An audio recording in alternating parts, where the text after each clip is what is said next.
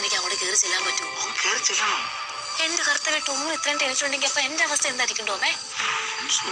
നമുക്ക് കാര്യങ്ങൾ എങ്ങനെ അവതരിപ്പിച്ച് തീർക്കണ്ടേ? പറയാം, പക്ഷെ എന്നെ അങ്ങോട്ട് വിളിക്കാണ്ട് എനിക്ക് ഇടിച്ച് കയറി ചെല്ലാൻ പറ്റുമോ? ആവശ്യം നമ്മളല്ലേ. കൊള്ളാം, എത്ര ഈസി ആയിട്ട് ടോമി പറയുന്നത്. ഈസി അല്ല, കുറച്ച് പാടാണ്. പക്ഷെ ഇതിപ്പോ ഇവിടെ ഇങ്ങനെ നിൽക്കുമ്പോ ഇങ്ങനെ പറയാൻ പറ്റുള്ളൂ.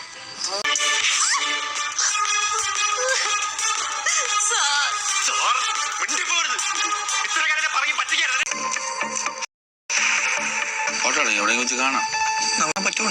അത് ഇറങ്ങാന്നാ എങ്ങോട്ട്?